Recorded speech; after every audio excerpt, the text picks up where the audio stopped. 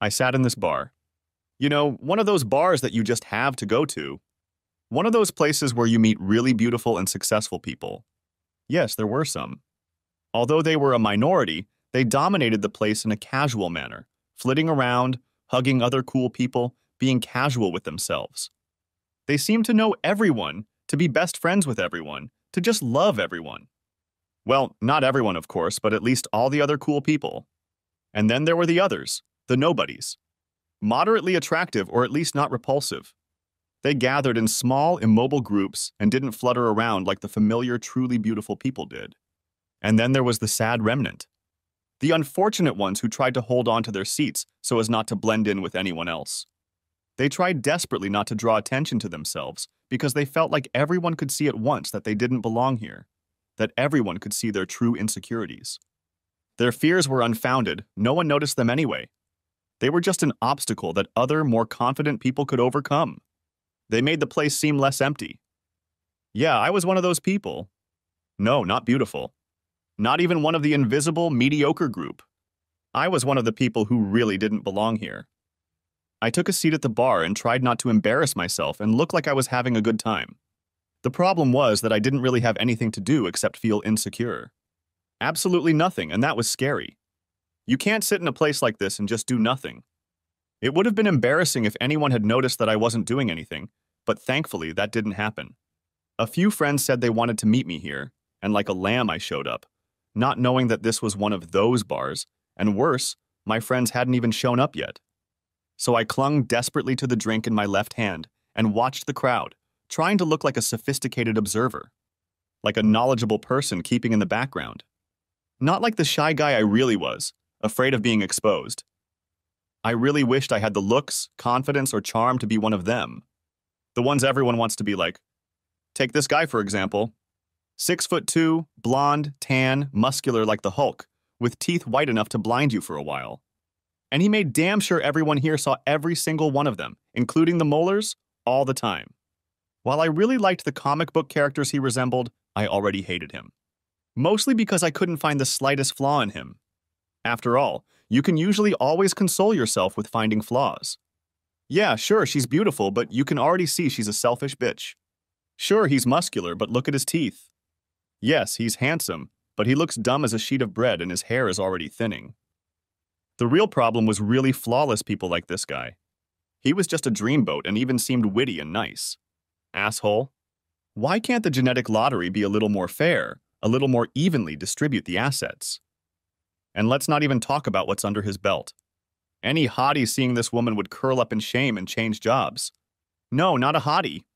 It wasn't a girl at all. She was quite tall and built like an Amazon warrior. No, it wasn't a beauty at all. It was a gorgeous, beautiful goddess. And she clung to him like he was a God-given gift to mankind. Damn it. I really hated him. I hated them both. Where the hell are my friends? I still felt completely out of place here, like I just had no right to be in the same room with these people. Did I mention that life wasn't fair? I guess you did. I looked around and saw that practically everyone was looking at them, not just the commoners, but the party people as well. These two were the clear winners of the Human Genome Lottery, and I asked myself what it would be like to be one of them, or at least to be around them. And then it got worse. Mr. Universe turned around and walked his gaze through the crowd. All the non-existent guys like me faded under his gaze. I wanted to disappear like a cockroach when the lights came on. Surely he'd notice right away that I wasn't comfortable here, that I'm all alone, that no one talks to me, that no one notices me, that I don't belong here. Shit, and he was right. Now he looked me straight in the eye, scanned my body with his light blue eyes, and started smiling. Bastard. I felt like I was doing something illegal by being here, defiling this fancy place with my nerdy, uncool presence. He rubbed the Amazon goddess on the shoulder, and the situation immediately worsened. He pointed in my direction, and though I desperately wanted to, I couldn't look away. God, how beautiful she was. Breathtaking. She looked at me, at him, at me again, and frowned. I was forced to agree with her. If I were her, I would have frowned too, seeing myself here. Thankfully, she soon turned away from me and started talking to her godlike companion, shaking her head. They even seemed to get into some sort of light argument, which surprised me a bit. After all, the Olympian gods weren't supposed to argue, were they? They were just supposed to watch the antics of us mortals with a contemptuous smile. That their lives were less than perfect gave me a small but definite sense of satisfaction. But that feeling didn't go so far as to make me give up my dream of trading their lives for mine. I averted my gaze from the pair of models and pretended to study the bottles behind the bartender again. It seemed like this way I'd be invisible until my damn friends finally saw fit to grace the place with their long-awaited appearance, and we could just escape to a more appropriate place. "Excuse me." Wow, what a pleasant female voice. It really was so pleasant that I decided to give her the seat she was undoubtedly asking for before I even turned around. Damn. It was her. I felt the blood rush from my upper body and the ability to speak faded away. She sounded eloquent. "My name is Tina." "Ah." "And you are?" "Ah, of course. You can have it." Now she looked embarrassed. "The seat." "You can have it." "What seat?" "I asked your name." "What?" "Your name. Surely you must have one, right?" "Thomas." "Ah. You see, Tom. Everyone just calls me Tom."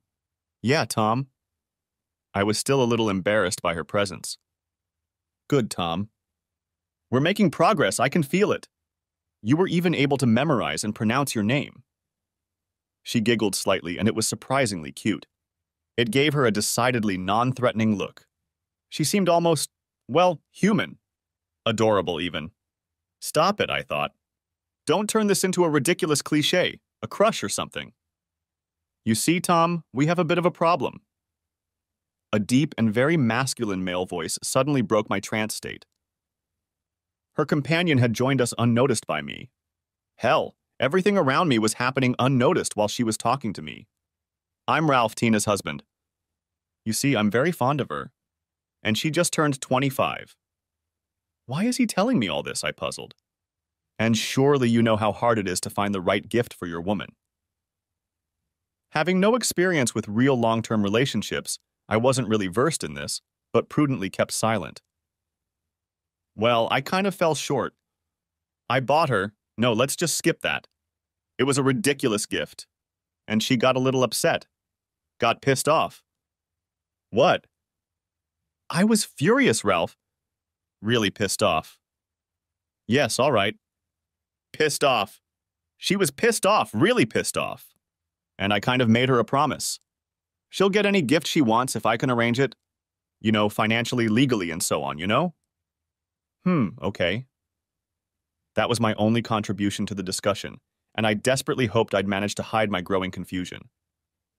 Why was this stranger telling me about his failure to pick out a suitable birthday present?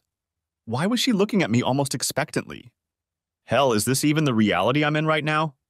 Apparently not. None of this made even a remote sense. I expected that at any moment someone would yell, "Cut!" and make me look like the victim of a prank. "And that's where you come into play," he said. What? Could this evening have gotten any weirder? Where were my buddies when I needed them?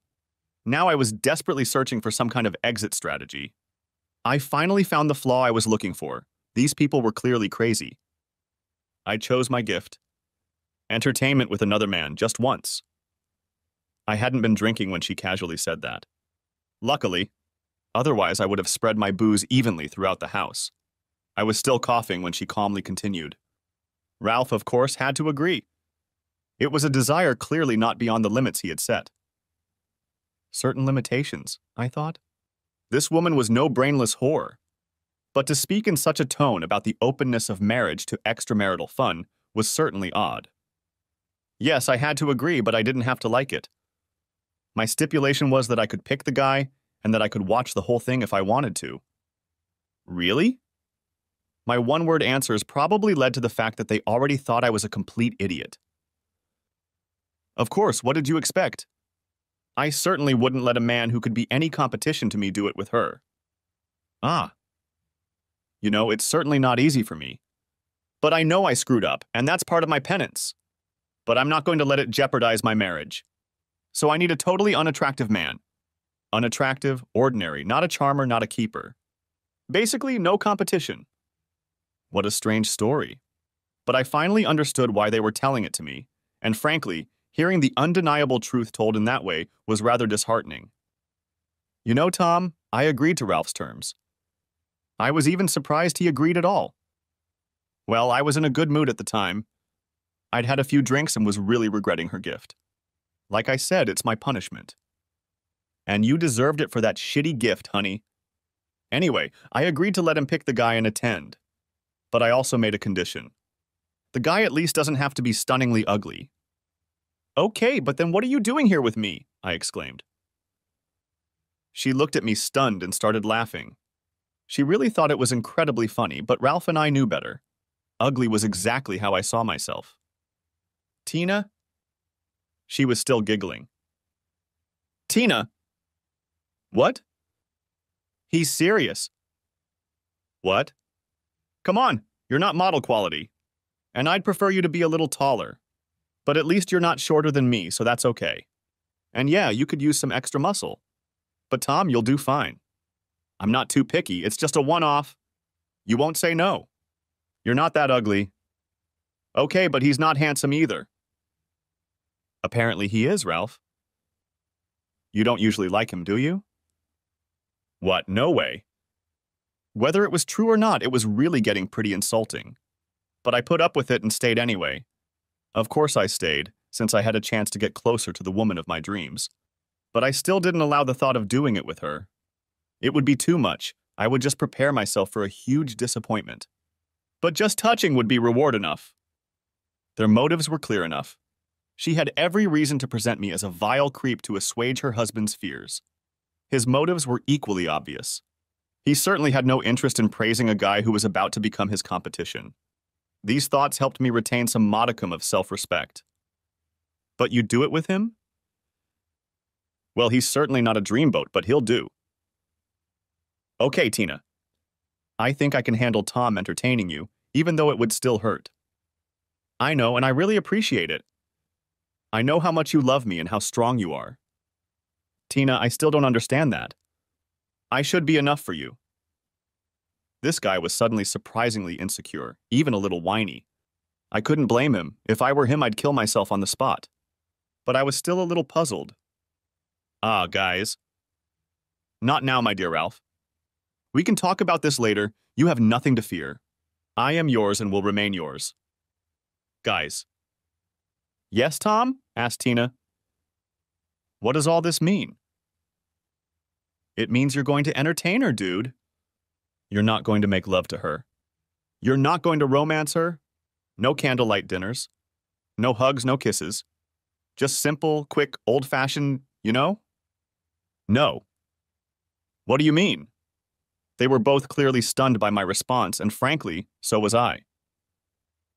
I'm not interested.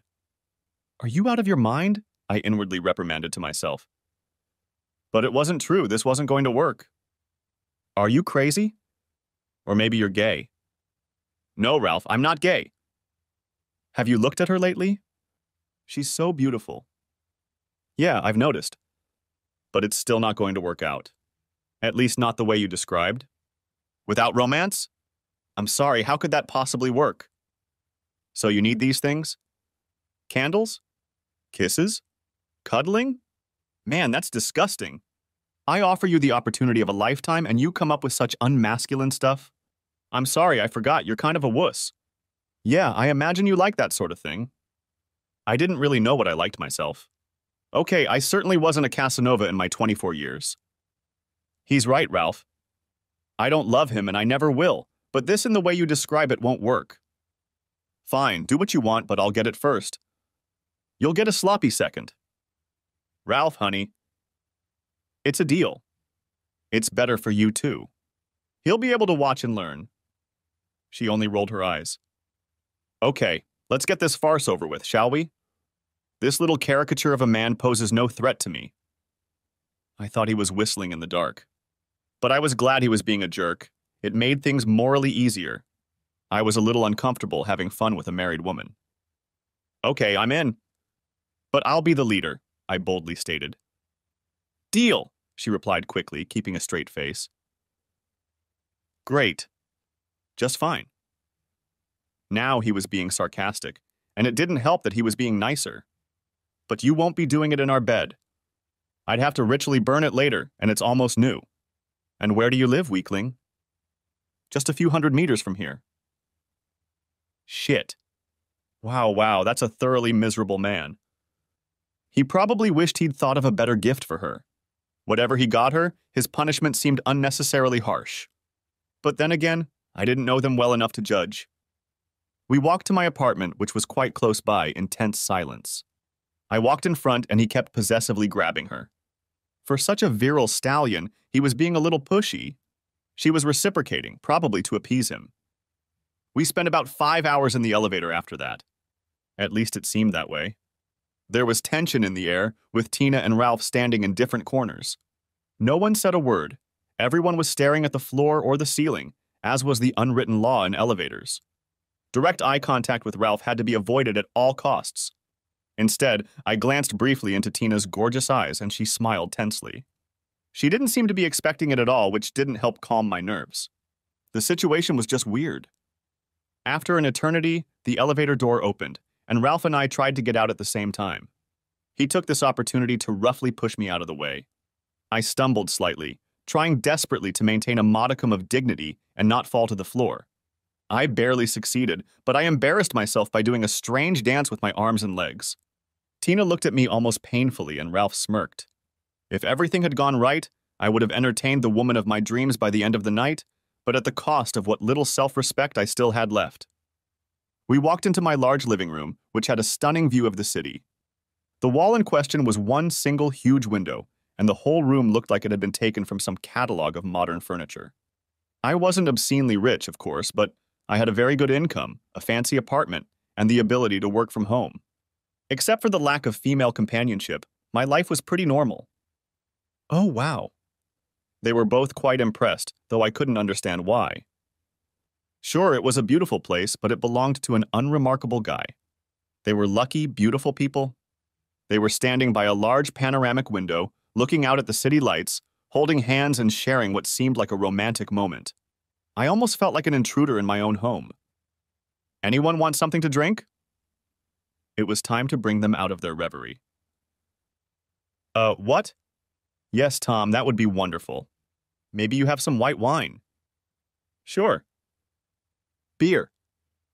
As I brought them drinks, I tried to calm my nerves a little. I still had the impression that she was too beautiful to be around someone like me. I had a brief vision that the universe would simply collapse if I touched her, because surely some law of physics would be broken.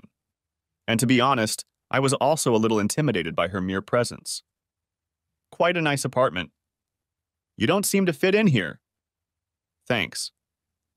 I did my best to ignore his rude remark, which seemed like the best way to not give him any pleasure. Okay, let's start with me giving you a free lesson.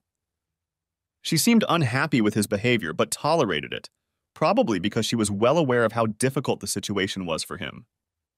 Okay, please follow me to the guest bedroom. No, boy. Not the guest bedroom. What? We'll take your bed. He wanted to hurt me in any way he could, but I didn't care. I was going to entertain his wife, the woman of my dreams, with his permission. I just had to remember that, and that was okay. Okay, follow me. My bedroom was much more impressive than the guest bedroom, so this choice suited me just fine. It had the same panoramic window overlooking the adjacent park. Since it was the upper level of the tallest building in the area, it still provided some privacy. And the room also had a huge transparent window under the ceiling. On a cloudless night like this, you could see the stars and moon from the bed. Tina was absolutely delighted. She just stared at the ceiling with her mouth open. It's so... Do you like it, Tina? Tom, I can't believe it. What's up there? Honey, we can start right now. I'm going to show him now. It's so beautiful, Tom. There seemed to be tears in her eyes. I love that window, and I always thought women would love it too. But I've never had any real women. Shyness, you know? Tina, hi. Are you here with me? We can start right now. Oh, yeah. Sorry, Ralph. After a few minutes of doing this? Okay, wuss, now it's your turn. He just rolled off the bed and went into the bathroom, ignoring her. I see your problem, I said quietly while he was gone. I love him, you know. Yes, I can see that. Tears stood in her beautiful eyes. I don't want to hurt him. I know. But you need to know. Yes. I need to know, she said in an almost desperate tone. It has nothing to do with that shitty gift. I'm not such a bitch about that kind of thing. I just need to know. I might not be the best choice. I don't have a lot of experience. You're my only choice. I'm surprised he even said yes. And you definitely have more experience than me. He's been the only one so far. Childhood friends? Yes. I sighed. A relationship like theirs was something special, and I was well aware that it could be ruined by what was about to happen, making me regret my part in it. But there was nothing I could or would do about it. She should have known. Tina, you should take a look at that bathroom. It's bigger than our apartment. Holy shit. He waited a few seconds for her to leave. Okay, dude, I'm leaving. I'm not going to watch this. No real man should have to look at something like that. She's all mine, and you can spend the rest of your life dreaming about this night, wishing you could do it again. But it's not going to happen. She's not going to like your skinny body anyway. You know, shit. He looked a little frustrated, just turned around and walked out of the apartment. Where's Ralph? He suddenly decided to leave.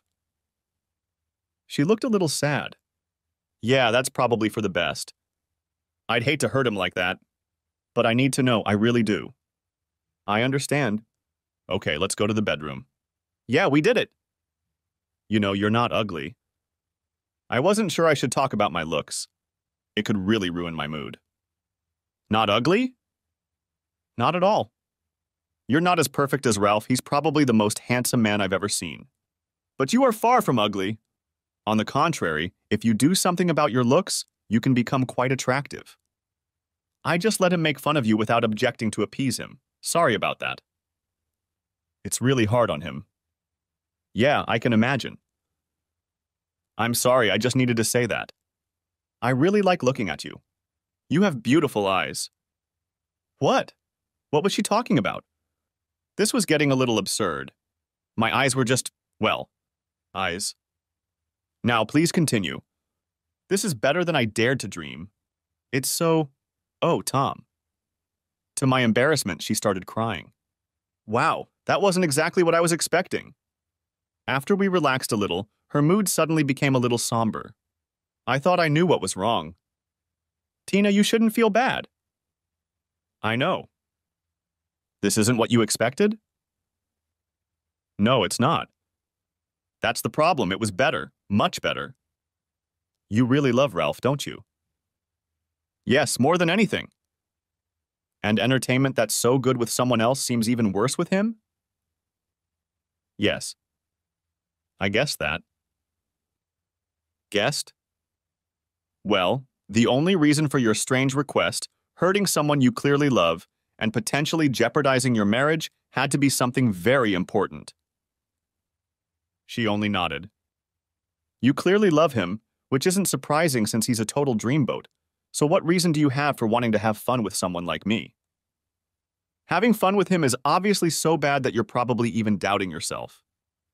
Yeah, she sobbed and collapsed to her knees. I tried to comfort her.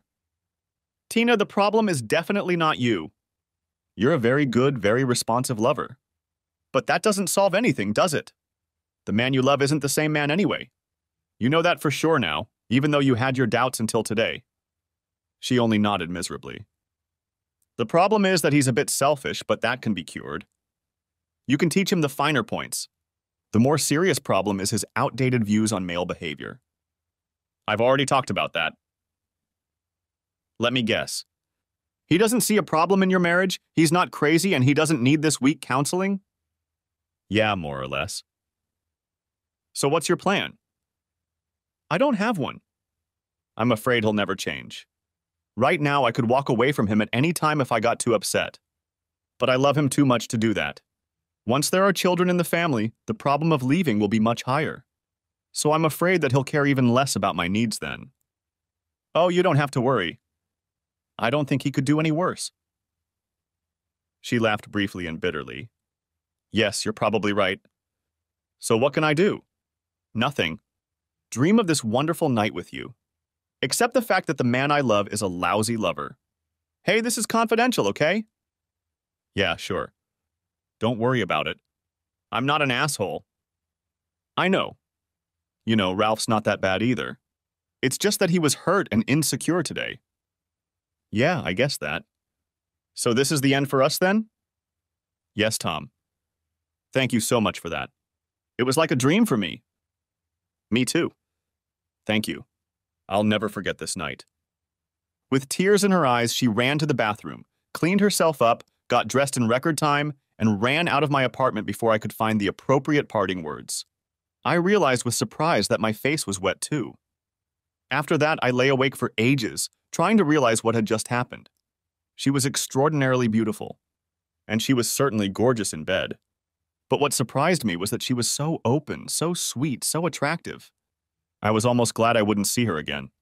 I would definitely fall in love with her without being able to get her, make her mine. She really was beyond me. She was perfect, just like Ralph, except for one annoying flaw.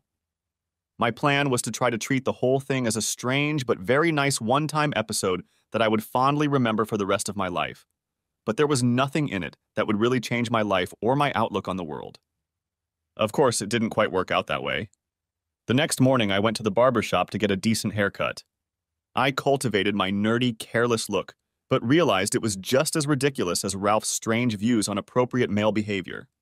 Neglecting my appearance wasn't a pleasant quirk, it was just immature. By evening, I had a new haircut and wore new clothes. It was time for a change. Meeting Tina was a wake-up call for me. My self-esteem was still intact after the experience, and I was almost able to hook up with the girls I'd met twice in the city. Of course, before things got too serious, I managed to screw things up by hesitating too long or not finding the right words. Some of my insecurity may have disappeared, but I was still painfully shy. 2 weeks after my big adventure, I sat by the fireplace and stared at the flames that were the only light in my house at the time. My mood was somber. My attempts to push Tina out of my mind were mostly unsuccessful. All would have been fine if she was just beautiful. The real problem was that she turned out to be a sensitive, caring, and loving person. Damn! I kept thinking about our wonderful lovemaking, replaying it over and over in my mind and torturing myself with it. My beautifully moody mood was broken by the doorbell ringing. No, not now. I couldn't see anyone right now, especially not my friend Tim, who was the reason I was in this situation in the first place, not showing up at the bar on time. The damn doorbell rang again. Shit! I realized I should probably do something about it. I finally got my ass up off the floor and moved towards the door as it rang again. What had happened to Tim? He was usually too stoned to be in such a hurry. I opened the door and was about to scold him when something tall, beautiful, and definitely female flew into my arms, nearly knocking me over. All in all, the situation could have been worse. Don't talk, she said, breaking her own rule. Let's just go to your bedroom. I just nodded. She was right. Nothing needed to be said. Half an hour later, we were lying in bed in friendly silence. I felt completely at ease with her. I was no longer intimidated by her looks. We were friends. But something kept bugging me, and finally I had to break that relaxed mood. Tina, I don't feel comfortable with him being a cuckold. It's just wrong and not really my style. Yes, I feel terrible about cheating on him, too. I love my husband very much, you know? I know. He's been my best friend since I was a little girl. He protected me from bullies at school. Good. I'll never leave him. Good. Suddenly, she started crying. I have to leave. She practically ran out of my apartment again. This was becoming a habit of hers. I felt like an asshole for ruining her mood so badly. I wasn't too surprised to find her at my door again a week later. I was fine with that, since I wasn't thinking about anything else during that time. Most of the time, I just stared mindlessly out the window or at the wall, daydreaming about her. After a rapturous greeting, we made fantastic love again and again, talked about being uncomfortable. She praised Ralph again, and I again pointed out that I was not usually the type to entertain married women. This conversation was suspiciously beginning to resemble more of a ritual than the real truth. Her visits became more and more frequent until we were doing it almost every day. I still felt uneasy about the moral aspects of it, but I had no chance to resist her. She was completely distraught and cried a lot. We both knew it was wrong, but things developed into a full-blown long-term affair. Another thing that happened was that we just loved spending time together, outside of the bedroom.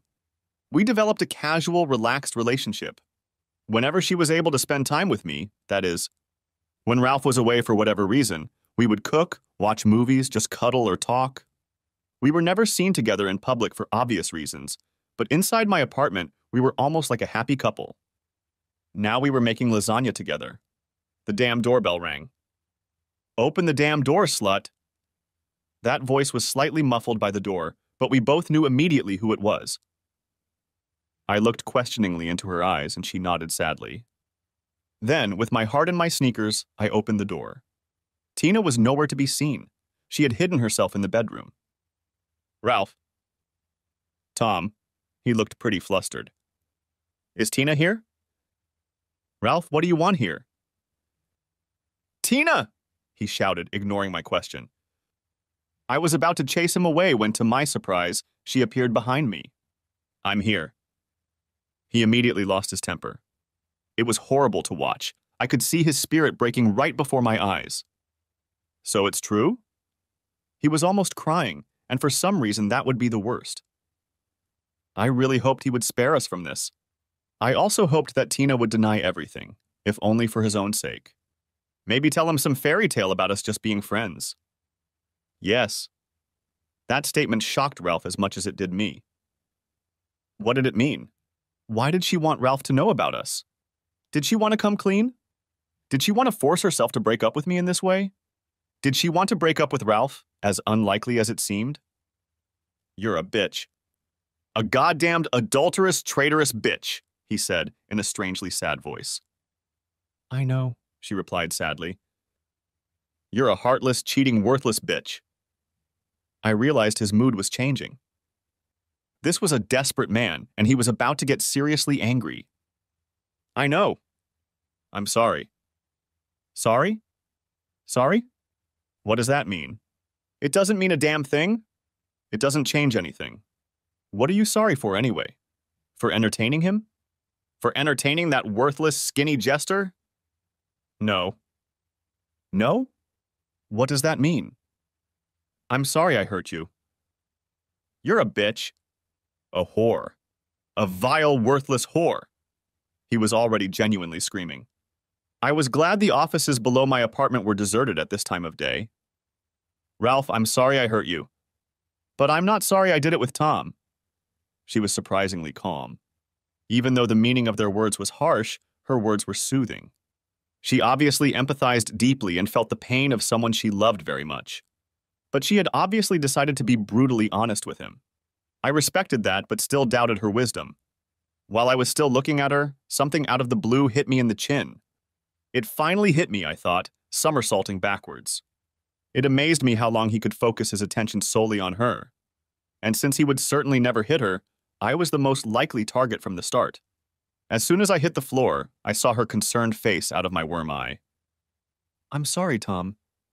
"It's all my fault," she said, while Ralph started kicking me. She then proceeded to physically stop him from hurting me even more. "Leave him alone, Ralph." "Why do I have to do this? Why do I have to do anything for you?" "Stop it, or I'm staying here tonight." Her voice remained eerily calm despite the chaos around her. I had to admire her for that. She was definitely the kind of person you wanted to have around in case of an emergency. Her words immediately stopped him. "You bitch, why should I care?" She walked over to him and took him in her arms. He started sobbing, and that was something I couldn't stand.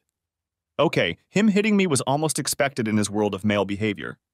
But to see a macho guy like him crying was really making me feel bad. "It's okay, Ralph. I love you. It's okay." Her voice was still soothing. "Don't leave me, Tina. Don't leave me. Please don't." He seemed so weak compared to this strong woman. No wonder he was afraid of losing her. "Tom, we're going to go to the guest bedroom, if that's okay with you." Ralph and I need to talk privately. Sure, I managed to mutter. I examined my face and was relieved to see that I wasn't seriously hurt. I was almost disappointed. It would help relieve me of a tremendous amount of guilt. I didn't like Ralph, of course, but what Tina and I were doing was clearly wrong. We were cheating assholes. There was no doubt about that. About half an hour later, they showed up again. Ralph again looked a little relieved and even seemed a little embarrassed. Tom, I can't see you anymore, Tina announced, pointing to my feet. I had already anticipated this, but to actually hear it was still unpleasant. I see. I promised that to Ralph. He wants to forgive me. We really love each other. I'll be the perfect wife from now on. Ralph nodded firmly in the background, which seemed a little unnecessary. Good. We need our marriage to heal. I need to work hard to regain his trust. I'll miss you, but we won't be able to see each other again. Never again. It's over. We're broken up forever. Okay, Tina. I understand all that. I still felt bad about it. Good luck with your marriage. I'll miss you. Be well. She walked away, trying to hide the tears in her eyes from Ralph. I wasn't feeling too good either. To be honest, I knew I was going to miss her terribly. I was in for a very bad time ahead of me.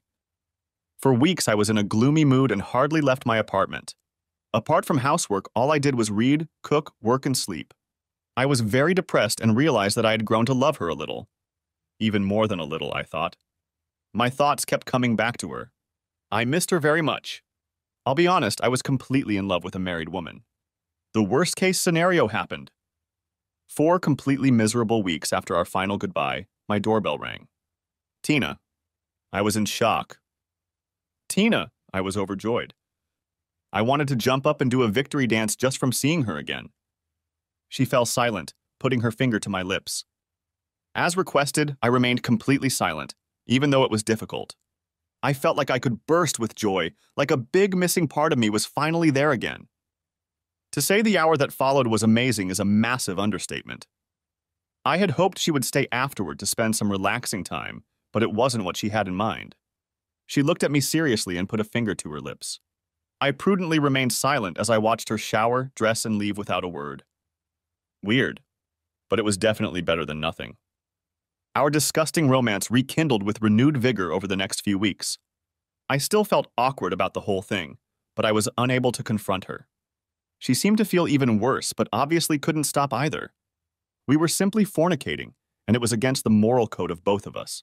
At first, our encounters were limited to wordless fun, as if that made cheating more acceptable. After a few encounters, that rule was dropped, and things went back to normal. If what we were doing could be called normal. This time, Ralph didn't seem to know anything, but that didn't make me feel any better. It had been about 2 months since our adulterous affair had resumed, and we had already developed a definite schedule. We spent most Saturdays together when Ralph played soccer and then hung out with his buddies afterwards. It was the best time as we could just spend a few hours relaxing together. But she also managed to carve out time for lunch breaks, usually 2 to 3 times a week. My life consisted of basically 2 things, spending time with her and waiting for her. The latter was beginning to seem agonizing. It was Saturday, and I was waiting for her around 10 in the morning. At 11, I was already anxious, and at noon, I was nervous. We had agreed that I wouldn't call her under any circumstances, so all I could do was keep my cool, feeling terrified.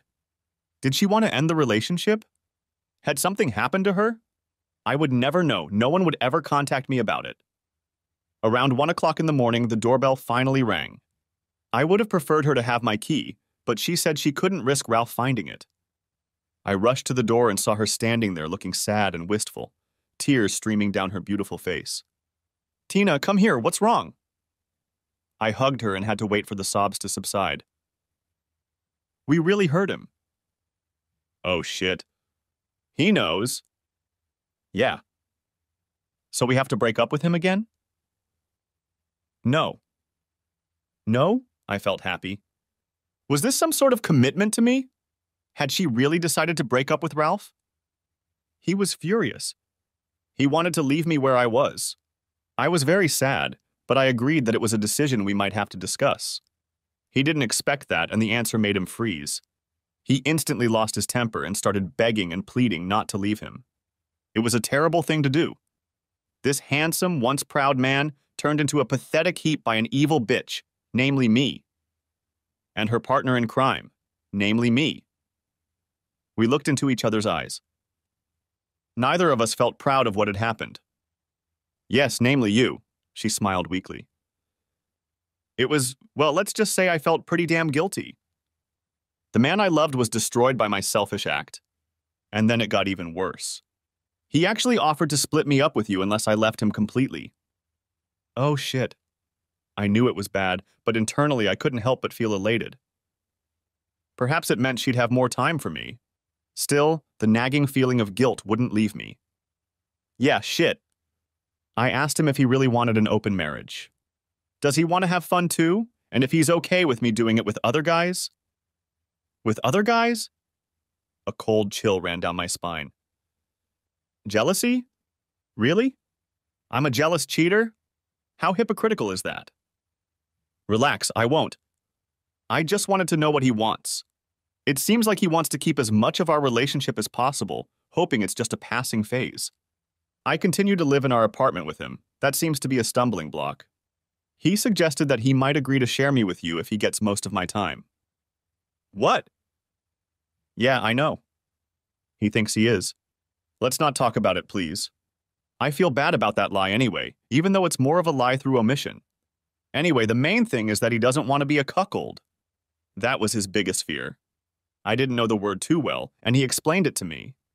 It describes a husband whose wife is having fun with at least one other man. He said that this problem would be solved if we divorced. I really don't understand. He wants to save our relationship by divorcing me? Obviously, this is some male status issues again. Saving his pride may be the main point. Cuckold or not, it seems to be more important than staying married to me. I have no idea what he's thinking. I think he's just confused and stunned. I've heard about that. About what? About cuckolds. Everyone seems to have their own definition, and for a lot of guys, being a cuckold is the ultimate humiliation. For Ralph, being married seems to be a prerequisite for that awful title. So he probably wants to get rid of it this way without getting rid of you. In a twisted sort of way, it makes sense. I can't say I don't feel sorry for him. Yeah, that's pretty much how it's going to be. What, really? We can start dating openly? Yes. No. Not openly, of course. No one has to know about our affair or the divorce. Again, status and image in society seem to be important to him. Under these conditions, he agrees that we spend a limited amount of time together. He hopes that in this way our affair will lose its illicit spice and will soon dry up. How do you feel about this? It's just awful. My marriage has just broken up. I ruined my marriage to the man of my dreams. I see. I didn't like the way that sounded.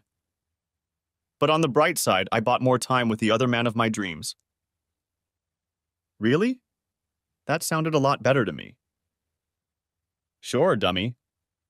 And we spent the rest of that Saturday together in our usual relaxed way until she got back to Ralph's place late that night. I hated to see her go as I always did. But for some reason, it was even harder for me this time. Before, I was an affair and she was going back to her husband, back to her home. With the new arrangement, I felt I was entitled to some part of her, that I was almost as much a legal spouse as Ralph. But as pleasant as that thought was, accepting the fact that she was going back to his place for the night became even harder. Why can't she spend the night with me? Jealousy began to creep into my soul. The realization that I was a jealous cheater was hypocrisy in its purest form, and it didn't help one bit. We continued to live like this for several weeks. I had to give Ralph credit for bringing the matter to a divorce. He loved her deeply, but he didn't want to be a cuckold husband. Since he couldn't leave her or force her to change her behavior, he was consistent enough to see it through, even though Tina assured me it was hurting him terribly. It hurt her too because she still loved him and didn't want him to go through all of this. He was devastated, but still struggled to hold on to her. It was just as hard for her to watch this as it was for him. I was afraid of losing her again during this emotional chaos, but to my great joy, she continued to date me. She would spend time at my place on Saturdays and then go to his place in the evening for a night of clubbing. She still didn't want to appear in public with me so as not to embarrass or humiliate him. This annoyed me a little, but I soon calmed down when she offered to spend 2 nights a week at my place. Those nights were like a dream for me, but must have been horrible for Ralph. Sometimes there was awkwardness right after she came over. I realized that Ralph must have been out of it when he saw her leave, and the guilt ate her alive. But good lovemaking, as it turned out, always helps in a situation like this. You know, Tina, those overnight bags just suck, I said Tuesday morning as she was packing her things before leaving for work. Yeah, I know. Packing these things is a total agony, and I keep forgetting things. Look, there's plenty of room in my closets. What? See? I led her over to my walk-in closet and showed her how pathetic my few belongings looked. I still can't get over how huge it is. Yes, it's a lot of space, even for a beautiful woman's closet. Tom, do you want me to carry stuff into your apartment all the time? Yes. She smiled radiantly. Deal. Really? Wow, that easy? Sure. Wow. Yes. That was it. The first step to getting her to move in with me. But cute? What, she called me cute? My bloodstream was mostly filled with endorphins by this point. I don't even have that many clothes? What? My vocabulary was still a little limited due to the natural drugs in my bloodstream. I hardly have any clothes at all. Sure, what woman has? Smartass. Seriously, if I split what I have between your house and my Ralph's, I wouldn't have enough for either place. I'll need at least clothes to work at both places. She called her former home Ralph's house. This was getting better and better. Well, we'll have to do some serious shopping then. No problem. Tom, I know you're pretty well off. At least I assume you don't have any immediate financial problems, but I'm not so lucky. I just can't afford that many new clothes. I was still on cloud 7. What, that's the least of our problems, okay? She was starting to look a little annoyed. Tom, I really don't have that kind of money. My account is almost depleted.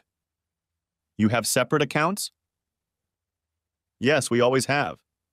It was fairer that way.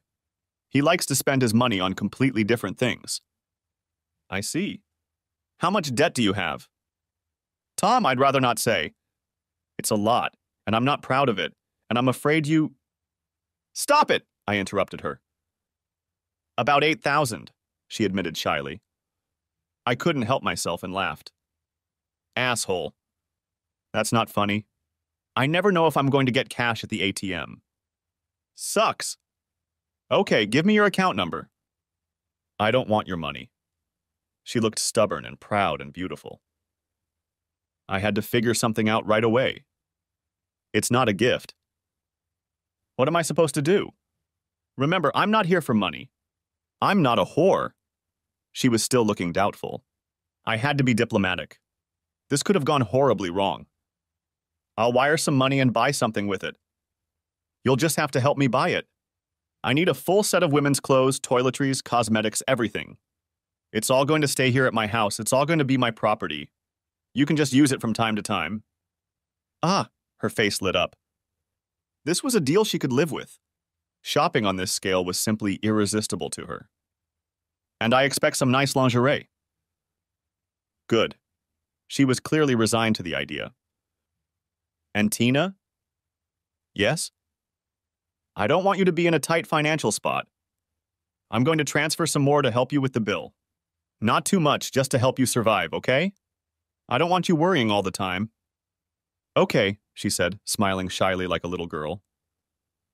Damn, I could really get used to her. So many personalities in one woman. So intelligent, full of life, full of emotion.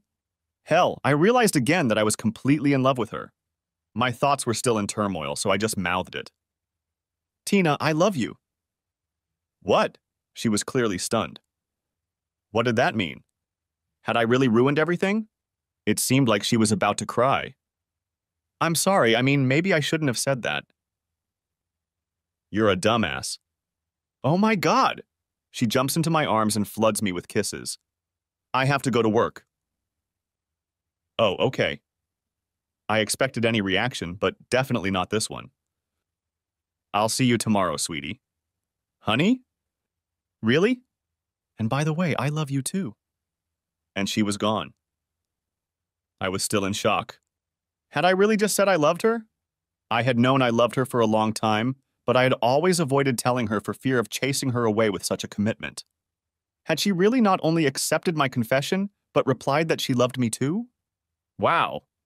For the rest of the day, I hardly touched the ground. The next day in the afternoon, a radiant Tina came to my door. Let's go. Oh, hi, Tina. What a nice surprise. What exactly are you up to? I kept my face straight, feigning ignorance. Asshole, she playfully slapped me. Come on. I want to do some serious shopping today. Come on, you lazy bum. I tentatively followed her to the exit of the building. For some reason, I felt exposed, like in those dreams when you're walking down the street and suddenly notice you're not wearing pants and everyone around you is ogling. The problem was that I wasn't just dreaming it. Okay, I was wearing pants, but everyone was really looking at us. Then I calmed down. This is what it's like to walk with a stunning woman like her. I'm just not used to this kind of thing. But besides the stares of the people around us, something else seemed wrong. It was like I had left the safety of a cave and stepped out into the open, feeling vulnerable. I had never felt this way before when I left my building. Then it hit me. I was out in public with Tina. I was doing something that had been strictly forbidden for months. I was breaking a taboo. She, of course, was completely unfazed and was in a great mood. A few hours later, I returned with a fully stocked car and a euphoric Tina. Just seeing her like this made me incredibly happy. La la la la la, someone's gonna get lucky today, she hummed. I didn't really like her singing technique, but the words sounded fine. Are you staying the night? Sure. I want to spend the night with the man I love. But not with the only man you love, I thought, but prudently kept silent. As we stood in my kitchen drinking sodas, I had an idea. I rummaged through a drawer and wordlessly handed her the key. What's this? It's called a key. Smartass, she laughed. And what does that mean? You live here now. Suddenly, I hesitated. How would she react to this? Would I repel her with my insolence? Well, at least sometimes, I backed off. Sure, as much as you want. In any case, you must have a key. I had to stop before I started stuttering altogether. Okay. She just took it nonchalantly. It didn't really matter to her. To me, however, it was another small sign that she was slowly becoming mine. At this time, I had the feeling that she was 40% mine and 60% Ralph's. At least that's roughly how she divided her time between us. Gradually, we were able to fill her closet space, and she even began to give my apartment a bit of femininity. We managed to avoid the Ralph problem. That all changed a few months after she accepted the keys. She walked into our apartment, visibly upset. What a bastard, she exclaimed. What's wrong, honey? Ralph. He's dating some bitch. Oh, what else could I say? Their divorce was final, and unlike her, he'd honored their wedding vows. He was absolutely blameless, as in the whole sordid menage a trois thing. I think he did it to make me jealous. And did it work? Of course it didn't. He could... Oh, shit! I don't know. I still love him, you know. I know, I replied sadly. I'm sorry this is so hard for everyone. But he doesn't deserve this. We do. I know. But sometimes he really drives me crazy. What if he loves her? What if she's the only one for him? That would be perfect, I thought, but managed to restrain myself. She spends nights at his house? I deliberately used the term at his place. Yeah, I think she does when I'm here. I wouldn't mind if you spent more time here at our place. Is that what this is? Our place? Yes. It's as much your home as it is mine. That's so sweet. But you know, I still love Ralph. I can't just leave him like this. Haven't you thought about safety? What? Why? I'm on the pill. Sure, but you don't know the woman. She can be a little promiscuous. That could be a health problem. Oh, I can see that. Shit. So he could endanger all three of us. Well, I can hardly ask him to. He's certainly only doing it to annoy me and make me jealous. I really don't want him to think it's working.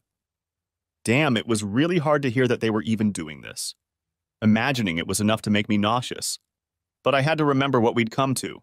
I was a lover and had no right to be jealous. I had to be patient and gradually make her mine. I knew from the beginning that it would be difficult, but I was willing to do whatever it took to realize my dream. She was spending more time at my place than his, and that was already a success. But Tom, I still have a hard time seeing him disappear into his room with that woman. In his room? Yes, we've had separate rooms since the divorce was final. Oh, wow, this just keeps getting better and better, I thought, as we walked to the bedroom for a little entertainment. The bed was like a magnet attracting us, and today was no exception. Tina, I love you. I know. I love you too. That's what makes this so hard. I love Ralph too. Yeah, I know. Tina, I'm perfectly happy with what we have, I lied. But I'm a little annoyed that you still don't want to see me in public, at least in the evenings. You still only go out with him. Tom, I don't do that with him anymore. But I do enjoy his companionship. And I think I owe him at least that much.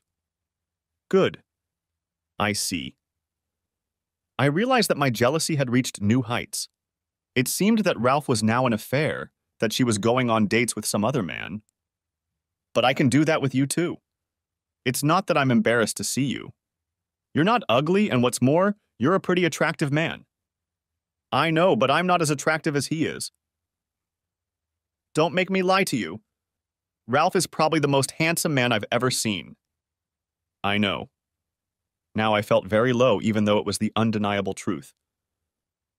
Don't feel bad about it. I love you. Yeah, I know. Is it really necessary to keep doing this with him? Yes, if he's in the mood, I certainly won't deny him anything.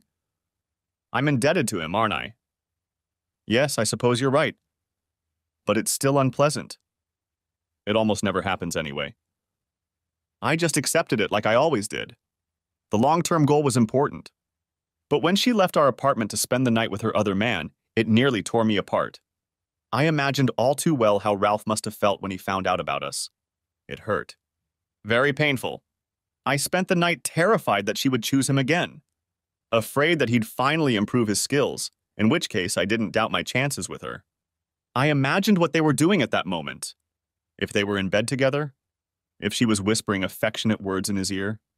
To make a long story short, I spent the night sleepless, full of fear and jealousy like I always did when she was with him. It really wore me out. By then I felt like a horny husband, and it was no fun at all. After a few weeks I couldn't take it anymore. She steadily reduced the number of nights spent at Ralph's to 1 or 2 a week. This reduced my pain a little, but it was still hard. I avoided imagining how Ralph felt, slowly losing her. But I had to remember my purpose, and sparing his feelings wouldn't help me. I felt confident enough to take a small risk. Tina, what do you think about making our relationship exclusive? We already have that option, don't we? Or are you dating someone else? No, I'm not dating. But you are dating. What? Oh, I see. Well, I rarely do it with him anyway. But if he wants me to, I'm there for him. I still owe him a debt of gratitude and I still love him. You knew what you were getting into from the beginning. I see. So it's okay for me to have a girlfriend on the side too? What? No. She looked angry, but quickly calmed down after realizing the situation. I don't. I mean, I don't know. See, we have to remember that we're officially cheaters. I was married to Ralph, and somehow I'm still his woman. I hurt him, even though he didn't do anything wrong. I think I still love him. Yes, I know, but it still hurts. Yeah, just like we hurt him. Tina, you're not hurting at all here. You have 2 men to choose from. That's not true. It killed me to hurt Ralph. And I feel like I'm cheating on both of you. I feel like an unfaithful whore all the time. Then be done with Ralph. You live here anyway. I can't. He still hopes we can get back together. And I still love him to some degree. Shit. Yeah. Over the course of a few weeks, not much changed. Sure, she spent more and more time with me in public and even introduced me to a few of her friends, which meant a lot to me. But nothing fundamentally changed. She still saw Ralph at least once a week. I felt like she was cheating on me, and it was killing me. It was time to do something drastic. Call me an asshole, but I decided to use every resource at my disposal to win her over. Maybe it wasn't fair, but there was too much at stake. I knew she would soon have 2 weeks of vacation. I guessed that neither she nor Ralph had the money for anything fancy, but she had started planning a few short trips with both of us. Tina? The mood was relaxed, and we were cuddled up on my couch watching some nonsense on TV. Yeah? She replied absent-mindedly. You have 2 weeks of vacation coming up. Yeah, starting next week. Well, I've booked a little trip for us. Oh, you've already booked something? Shouldn't you have asked? The Maldives, I interrupted her. Yeah, no fair. What? She looked incredulous. 2 weeks. A water bungalow. Nice resort. All inclusive. Wow. She tested the stability of my ribcage with the next hug. I can't believe, Tom.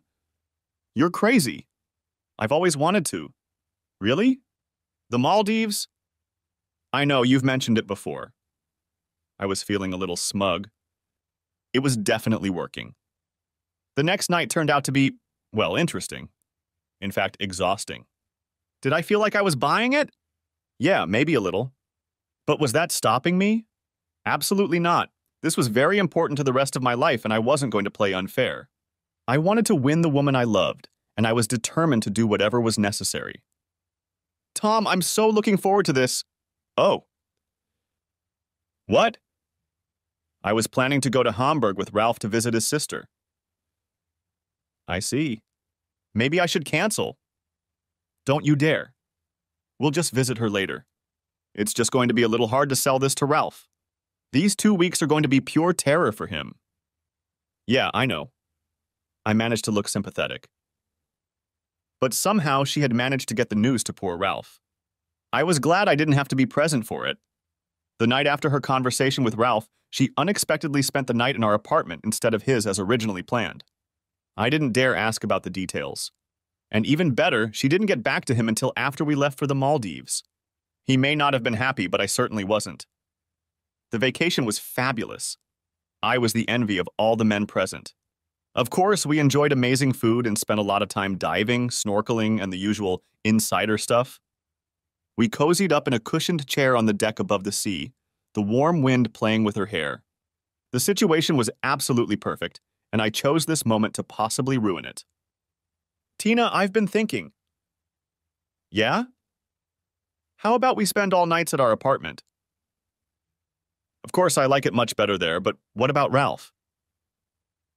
I really want us to be a couple in the normal sense of the word. Exclusively. I want you for me, just for me. She looked at me with an unreadable expression on her face. Oh, Tom, honey, I'd like that very much. But it still sounded a little unsure. Just do it. But what about Ralph? You have to set him free. He needs to move on. You're blocking his future. She looked thoughtful. Maybe you're right, she replied after a while. It's better for everyone. This constant pain has to stop. You have to stop leading him on. He's still hoping to get you back, and that's just cruel. To my relief, she nodded. I know you want to gently let him go. But you're only prolonging the pain. You're right.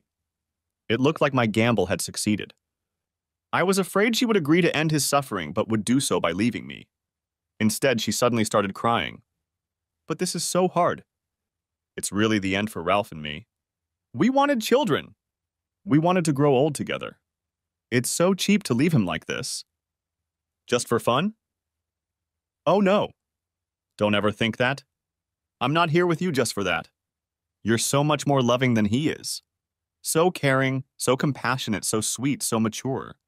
I'm not that shallow. I love you for who you are. I love spending time with you. I need you to be there for me. Me too. Good, Tom. From this day forward, you are my man, my only man. You have exclusive rights to this body and to this soul. Sure, it sounded corny, but there were tears in her eyes, which made it very believable.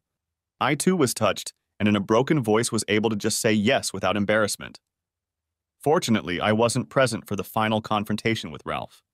I really didn't envy the poor bastard. Slowly losing a woman like Tina for such a long time must have been sheer torture.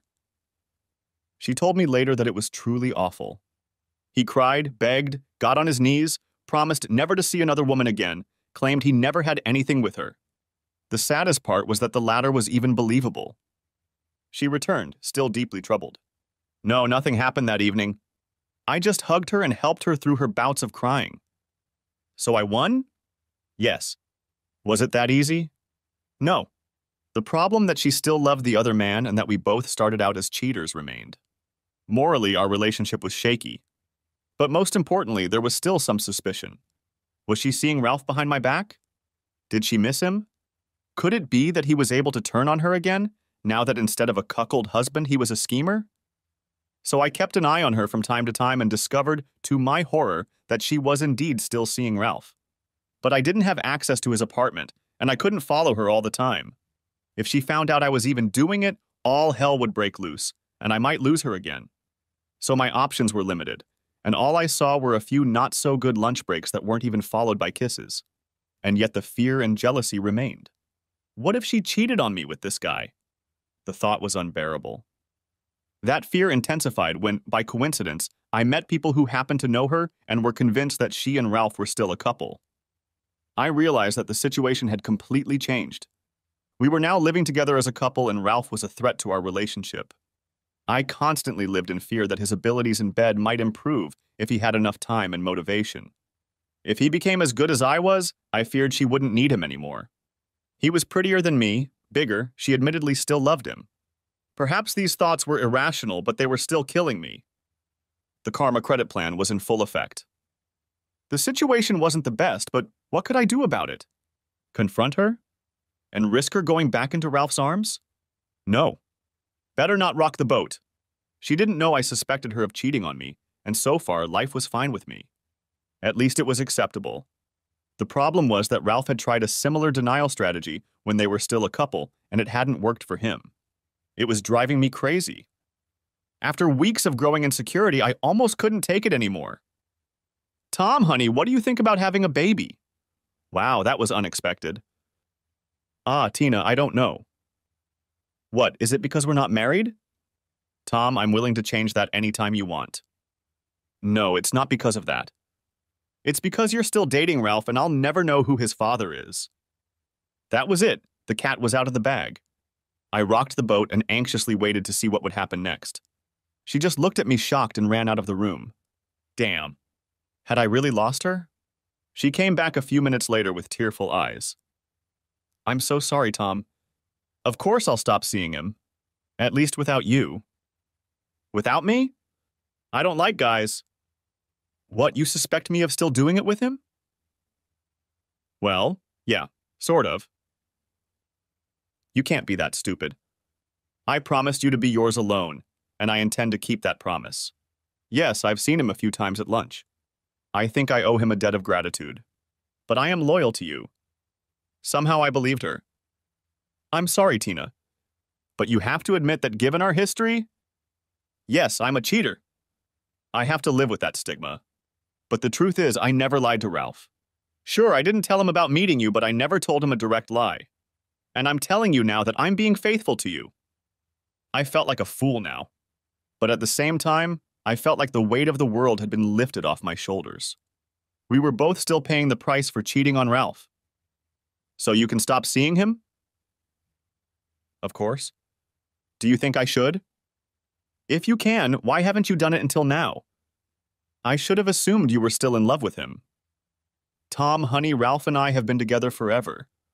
We and everyone else thought we were made for each other. Our future together was never in doubt. We were always friends, we took each other's kisses, we were destined to grow old together. I always thought I loved him. Turns out I did to some extent, but it wasn't until I met you that I learned about real, true love. And it's not just what you think it is. With Ralph, I have a kind of companionship, a friendship, and affection. I like him, and you could say I love him like a brother. But with you, I feel a deep, real love. So of course I can stop seeing him if I have to. You win. I kept seeing him more out of obligation than out of love. I think he loves me as deeply as I love you, and I tried to let him down gently. I see. Wow, I'm relieved. Don't you think you're making things even harder for him that way? He's probably still hoping to get you back. It's probably torture for him. Yeah, you're probably right. I even knew about it, but I was too weak to break up with him completely. Good. Though it was probably inappropriate, I smiled widely. She was finally and truly mine. I felt muscles in my body relax that I didn't even realize I had. A sense of satisfaction swept over me. Tom, is it okay if I see him once in a while? Without sex, of course.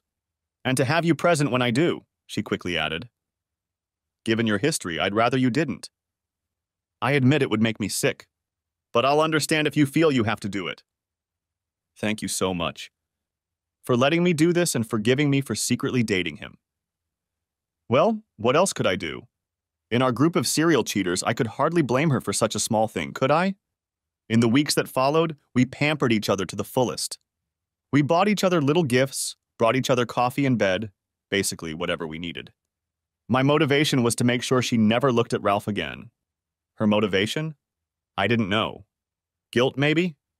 To air her grievances? To make sure I didn't arouse suspicion? Whatever it was amusing for a while, but also a little too much. After a while, we both slowed down a bit, and our relationship relaxed into a stable, long-term relationship. We were sitting at the breakfast table on a beautiful Saturday morning. Yes, Tina, I said out of the blue. What? I agree. Honey, what are you talking about? You proposed to me, remember? Her face lit up like the sun. Really? You're marrying a cheater like me? Tina, there's no need to bring it up again and again. We both don't have the best history in that regard. God, how you won't regret it. I just grinned like an idiot. I'll stay true to you, you can rest assured. I know, but I didn't. That was probably exactly what she'd promised Ralph. I'll make sure you don't regret it, Tom. 6 years and 2 kids later, I still haven't regretted it. She still spoils me as much as I spoil her.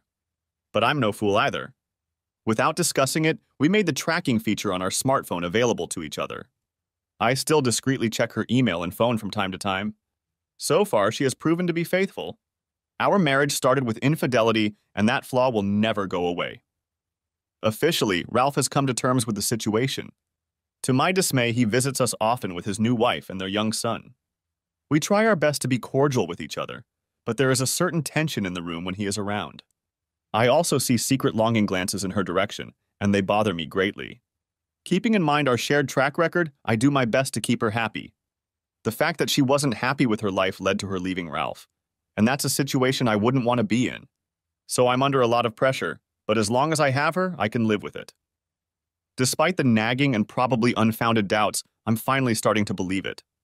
I wrested the woman of my dreams away from a much more attractive man, but I did it at the cost of my moral standards. Was it worth it?